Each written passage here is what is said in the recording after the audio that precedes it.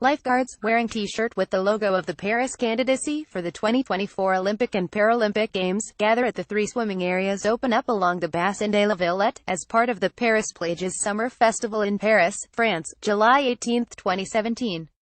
Reuters. Charles Platiau, August 1, 2017, by Miranda Alexander Weber, BOBIGNY, France. Reuters. The most deprived department in France is expected to be a big winner now. Paris is in line to host the 2024 Olympics, with thousands of homes and a new swimming center to be built in Seine-Saint-Denis for the Games.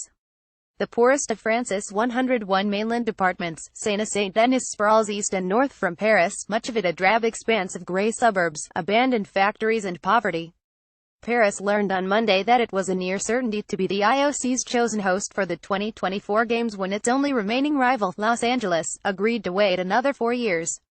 Budapest, Boston, Hamburg and Rome had all pulled out of the race. "Le joie est libre, joy ahead," said the front-page headline of L'Équipe sports newspaper, welcoming the news with a play on words. A series of Islamist militant attacks frighten away many visitors from the French capital, and city officials hope winning the bid will boost tourism. Organizers of the Games say their aim to lift Seine-Saint-Denis fortunes helped their case with the International Olympic Committee (IOC).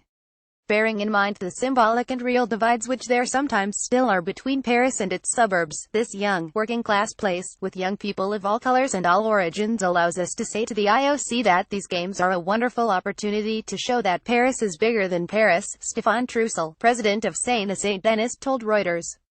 Tony Estanguet, co-chair of the Paris bid, said, "We looked at the success of the Games in London, and for sure, the fact that London succeeded in leaving a strong legacy, a physical legacy in the east of London, was very important for us."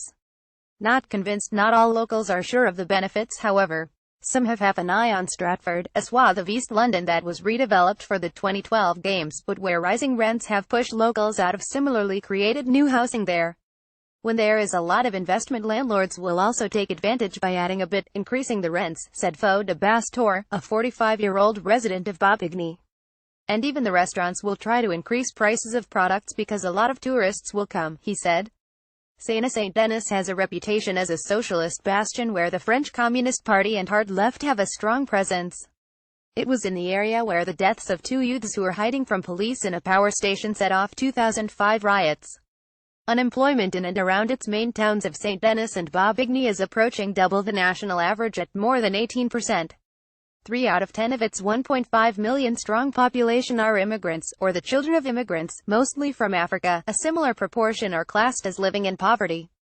The Paris Games, which have a relatively modest budget by recent standards at around €7 billion ($8.27 billion), will leave behind 2 permanent new developments, both of them in Seine-Saint-Denis. They are the Olympic Village itself, which will be converted after the Games to provide more than 3,500 homes, and a swimming center to stand alongside the Stade de France stadium, built for the 1998 Football World Cup, now to be reborn as the Olympic Stadium where track and field athletes will compete. Same in sport, at a rundown local pool that will be transformed into a water polo venue. Children splashed as they played during a visit by Reuters. Sport brings people together, said sports activity leader Jose de Faria, aged 22. "Even if we don't come from the same social background, I think we're the same in sport. We are brought closer together and we make links, and it's good for everyone. It's a win-win for everyone involved." Paris 2024, enthusiastically backed by the country's tennis-playing new president Emmanuel Macron, plans to make the most of the city's existing sports facilities and take full advantage of its landmarks. Boxers will compete alongside tennis players at the clay court French Open tennis venue, Roland Garros, on the city's western fringe, while the nearby clubs Paris Saint-Germain and Stade Francais will host respective sports of soccer and rugby. Distance races on foot and bicycle will start and finish at the Eiffel Tower, in whose shadow the ever-popular beach volleyball competition will play out.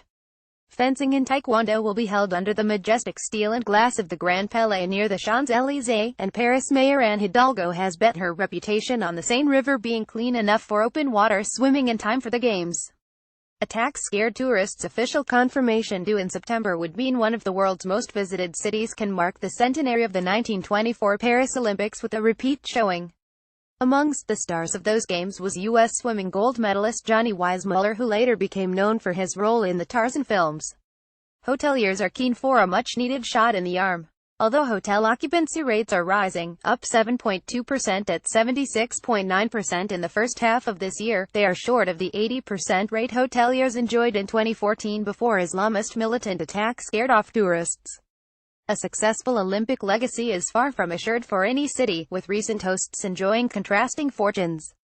The legacy of the Athens Games left derelict, rundown arenas and unused stadiums. 4 years earlier, Sydney used the Games to develop an Olympic Park which is now a thriving commercial, residential and sporting suburb. 4 years after Athens, Beijing aimed to use the Games to showcase itself as a progressive world power. London's 2012 evoked a feel-good factor before domestic politics reversed that optimism. In 2016, while Rio's Games lacked a certain luster, they underlined the South American nation's ability to deliver in the face of economic and social adversity. Writing by Andrew Callis, editing by Peter Millership.